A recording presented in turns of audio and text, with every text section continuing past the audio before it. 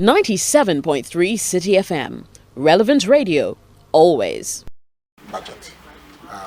Basically the macroeconomic situation and fiscal situation, and then also government expenditure. And the key issues really were the deficit and how far we've gone in terms of efforts to address the causes of the deficit, and going forward how to reduce the deficit. Basically it arose from government spending triggered by a number of things. One is the huge subsidies in the petroleum sector because of the energy crisis and the need to use LPO, and then also maintaining the price of petroleum products at artificially low levels, not reflecting actual market prices. And then also we looked at the public wage bill and how that is impacting on government expenditure, and all the borrowings that we did, especially from the domestic market, and the cost of the borrowing and how that's also impacting on public expenditure. And so we looked at the ongoing engagement with labor to really rethink our public wage bill. We looked at all the efforts at easing government subsidy in the petroleum sector, trying to get the prices in the market to reflect the actual price of petroleum products, and the easing of the electricity crisis, and efforts to get gas on stream from Nigeria through the West African gas pipeline, and our own effort to get gas from the Jubilee field onshore, so that we can reduce the dependency on LPO and therefore cut on government spending on LPO and etc., which is really a very huge burden. So those were the issues. But then also we focused on trying to cut down on waste, trying to reduce work towards eliminating corruption. And then the revenue aspect also received attention. What efforts we are making to mobilize adequate revenue to meet the increasing public expenditure.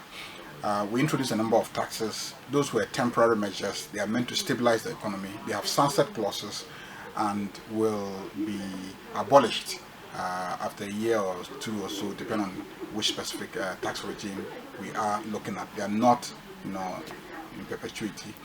And so they are meant to soar up revenue mobilization to deal with the current challenges. And once we get out of the woods, we definitely will abolish all these taxes.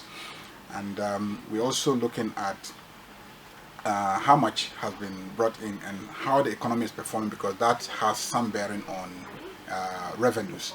And the Bank of Ghana has given indications that the composite index of economic activity shows that the economy is picking up, a lot of activities taking place. The economists tell us that it's a normal pattern that the beginning of the year the economy is a little slow and sluggish and picks up, midstream and then towards the end, especially as we get to Christmas and there's so much spending and etc. and imports, and then the ports get busy and so much economic activity. So overall, the picture, the outlook is good. Government is innovating in terms of public spending. We are borrowing from Eurobond to reduce government spending on interest on domestic, financing by paying off domestic debts, and then freeing the domestic banks to be able to lend to private sector and thereby reduce the interest on monies in the system, so that the private sector can generate the kind of jobs that will create more jobs for the youth. We want to appeal to labor to reconsider some of the demands that are being made. Because when we did the analysis, we saw that in 2007, we spent 1.4 billion Ghana cedis on compensation for government employees. 2012, we paid 8.8 billion as compensation. So moving from 1.4 billion to 8.8 billion, and yet, there seems to be additional pressures for increments here and there. And when we did the review of the first half of the year, we realized that we had spent 99% of non-earmarked government revenues on compensation of employees. That leaves you with hardly anything for goods and services and for capital expenditure. So you're just taking taxes and paying less than 500,000 public sector workers. And so we want labor to sit with government to engage in a very serious dialogue around the wage bill. We did a comparative analysis countries like South Africa are spending 12 point something percent of their tax revenues on compensation. And last year, 2012, Ghana government spent 72% of tax revenues on compensation of employees. I mean, this imbalance is clearly, affecting the soundness of the economy and government spending and our ability to meet our commitments in the infrastructure area and etc. To really deal with our infrastructure deficit, for instance, we need about $2.3 billion spending annually for the next 10 years to cover up our infrastructure gap. But if you spend 99% of your non-earmarked tax revenue on compensation of employees, how much of it are you left with? So these are serious issues that we discussed, and we want to go out there and engage labor in serious dialogue.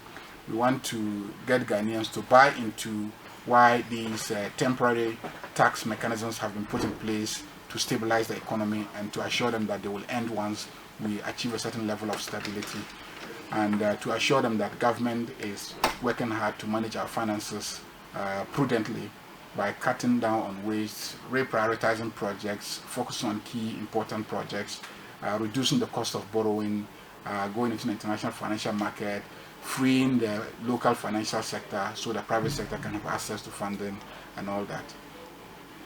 Thank you very much.